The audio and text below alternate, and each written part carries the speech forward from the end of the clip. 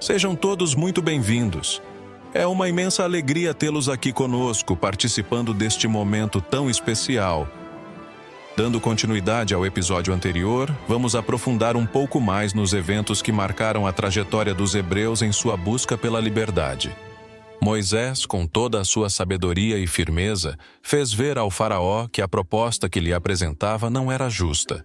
Ele argumentou que tal proposta colocaria os hebreus em uma situação impossível, impedindo-os de oferecer os sacrifícios necessários a Deus, conforme descrito em Êxodo 10, 11 e 12. Enquanto essas discussões se desenrolavam, os egípcios foram acometidos por trevas espessas, uma escuridão tão densa que muitos pereceram de maneiras trágicas e dolorosas, enquanto outros temiam por suas vidas. Essa escuridão perdurou durante 3 longos dias e noites, mas mesmo assim, o faraó hesitou em permitir a saída dos israelitas. Após o fim das trevas, Moisés foi novamente ao faraó e com grande eloquência questionou: "Até quando, majestade, resistireis à vontade de Deus? Ele vos ordena que deixeis sair os hebreus, e não há outro caminho para escapar dos flagelos que vos atormentam." Em resposta, o rei, tomado pela ira, ameaçou Moisés, dizendo que mandaria cortar-lhe a cabeça se ousasse continuar com suas palavras. Moisés, por sua vez, assegurou que não o importunaria mais, convencido de que, em breve, o próprio faraó e os dignatários de seu reino pediriam que os israelitas fossem libertados. Deus, ao ver a obstinação de Faraó, decidiu infligir mais uma praga sobre o Egito, uma que certamente os forçaria a permitir a saída do seu povo. Ele instruiu Moisés a preparar os israelitas para oferecer um sacrifício no 13º dia do mês que os egípcios chamavam de Farmute, os hebreus de Nisã e os macedônios de Xântico. Moisés obedeceu prontamente, organizando os israelitas em grupos e companhias, e assegurou que estivessem prontos para a partida, levando consigo todos os bens que possuíam. Quando o 14º dia amanheceu, como Deus havia ordenado, os israelitas começaram a oferecer sacrifícios, purificando suas casas com o sangue de um cordeiro, usando um ramalhete de hisopo. Após a ceia, queimaram o que restou do alimento, preparados para a jornada à liberdade. Você também se sente atraído por este tema intrigante? Se sua resposta for sim, deixe um comentário com a palavra fé abaixo. Isso me ajudará a perceber sua participação ativa e seu comprometimento com nosso conteúdo. Assim que eu visualizar seu comentário, darei um coraçãozinho como forma de mostrar meu agradecimento pela sua interação. Além disso, se você deseja apoiar nosso canal e contribuir para o crescimento da nossa comunidade, não se esqueça de deixar um gostei e se inscrever. Seu apoio é essencial para que possamos continuar trazendo conteúdos relevantes e interessantes para você. Observamos ainda que este costume é celebrado até hoje na festa da Páscoa, que significa passagem, pois foi naquela noite que Deus, passando pelos lares dos israelitas, não lhes causou mal algum, enquanto feriu os egípcios com a terrível praga que resultou na morte de todos os primogênitos. Essa calamidade gerou uma grande aflição entre os egípcios, que correram em massa ao palácio do rei, suplicando para que os hebreus fossem libertados. Finalmente, incapaz de resistir mais, o faraó concedeu permissão a Moisés, acreditando que apenas a saída dos israelitas acabaria com os males que atormentavam o Egito. Os egípcios, em sua pressa, até presentearam os hebreus, alguns com o desejo sincero de vê-los longe, outros por conta de um costume local, manifestando arrependimento pelos maus tratos infligidos.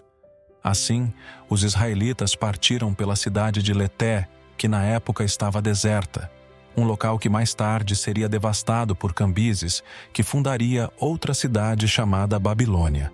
Nesse momento, peço sua licença para lhe falar quem foi Cambises. Para ser mais exato, Cambises II foi um faraó da dinastia 26 do Egito, que governou de 530 a 522 a.C. Ele era filho de Ciro II, o Grande, fundador do Império Persa, e conquistou o Egito, integrando-o ao Império Persa. Cambises é conhecido por suas campanhas militares, incluindo a conquista do Egito, e por sua administração, que foi marcada por um governo autocrático. Durante seu reinado, ele fez várias reformas, mas também é lembrado por sua crueldade e pela maneira como tratou os egípcios. Segundo relatos históricos, Cambises teria desrespeitado os deuses egípcios e cometido atos de profanação, o que gerou descontentamento entre a população. Sua morte em 522 a.C. foi envolta em mistério e levou a um período de instabilidade no Egito, conhecido como a Era dos Usurpadores. Continuando, de Leté, os hebreus avançaram rumo a Baal-Zefon, uma cidade à beira do Mar Vermelho. Como a região era árida e não tinham o que comer, improvisaram uma mistura de farinha e água, que amassaram e assaram, alimentando-se dessa forma durante 30 dias. No entanto, ao final desse período, a farinha começou a faltar, mesmo após economizarem. É em memória dessa necessidade e do sofrimento que celebramos, até hoje, a Festa dos Asmos, ou Páscoa dos Pães sem fermento. A multidão de israelitas era imensa. Além das mulheres e crianças, contavam-se cerca de 600 mil homens aptos para a batalha. De acordo com Êxodo 12, os israelitas saíram do Egito no mês Xântico, ou Nisan, no 15º dia da lua, exatamente 430 anos após Abraão ter chegado à terra de Canaã e 215 anos após Jacó ter se assentado no Egito. Naquela época, Moisés tinha 80 anos e seu irmão Arão, 83. Eles levaram consigo os ossos de José, conforme este havia solicitado em vida. Entretanto, assim que os hebreus partiram, os egípcios começaram a lamentar sua decisão. O faraó, mais arrependido que os outros, acreditava que Moisés era um mago e que todas as pragas tinham sido resultado de sua magia. Determinado a recuperar os hebreus, ordenou que seu exército se preparasse para a perseguição, acreditando que poderia trazê-los de volta facilmente, pois os considerava fracos e desarmados. Os egípcios, então, lançaram-se em uma perseguição feroz, seguindo um caminho difícil e áspero que Moisés havia escolhido intencionalmente. Ele o fez não apenas para que os egípcios pagassem pelo seu arrependimento, mas também para evitar que os filisteus, inimigos dos hebreus, soubessem da fuga. Moisés também desejava tomar um caminho mais árduo pelo deserto, com o intuito de oferecer sacrifícios a Deus no Monte Sinai, conforme lhe foi ordenado, e assim finalmente conquistar a terra de Canaã.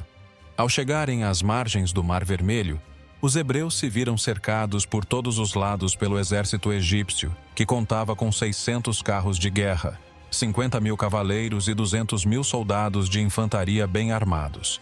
Sem uma rota de escape, com o mar à sua frente e montanhas intransponíveis atrás, os israelitas se sentiram desesperados e sem esperança, incapazes de resistir ou combater. Diante do perigo iminente, muitos se esqueceram dos prodígios que Deus havia realizado para libertá-los e começaram a acusar Moisés de os ter trazido a tal desgraça. A angústia cresceu a tal ponto que, quando Moisés tentou assegurar-lhes a proteção divina, alguns chegaram a ameaçá-lo, expressando o desejo de retornar à escravidão no Egito. O desespero se espalhou, intensificado pelos gritos e lágrimas de suas mulheres e filhos. Moisés, no entanto, manteve-se firme, determinado a cumprir sua missão. Ele não podia imaginar que Deus, que havia realizado tantos milagres, permitiria que eles perecessem ou voltassem à servidão. Para encorajá-los, proclamou: "Se deveis a um homem a condução até aqui, não seria insensato duvidar do seu auxílio contínuo? O mesmo Deus que vos guiou até agora não abandonará a sua proteção no futuro, especialmente em tempos de grande aflição. Ele permitiu que estivessem nesta situação para que os inimigos vissem que não poderiam escapar, e assim mostrará seu poder e amor por aqueles que nele confiam." Com essa declaração, Moisés garantiu aos israelitas que, apesar do exército egípcio à espreita, não deveriam perder a coragem. Ele os incentivou a confiar na capacidade de Deus de secar o mar ou fazer desmoronar montanhas, se assim desejasse. Após essa inspiradora fala, Moisés conduziu os israelitas através do mar, sob os olhares perplexos dos egípcios, que, cansados da jornada, decidiram adiar o combate para o dia seguinte. Ao se aproximar do mar, Moisés, segurando a vara que havia usado em tantos milagres, implorou por socorro a Deus. Em sua fervorosa oração, pediu: Senhor, é humanamente impossível escapar deste grande perigo. Somente vós podeis salvar este povo, que saiu do Egito para vos obedecer. A nossa única esperança reside em vossa proteção. Apressai-vos, Deus Todo-Poderoso, em estender vosso braço em nosso favor. Após essa oração, Moisés tocou o mar com sua vara, e milagrosamente as águas se dividiram, permitindo que os hebreus atravessassem a pé enxuto, como se estivessem caminhando em terra firme.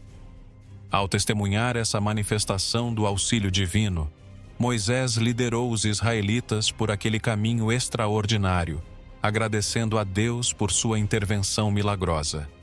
Os egípcios, inicialmente hesitantes, ao verem os hebreus avançando sem obstáculos, decidiram seguir.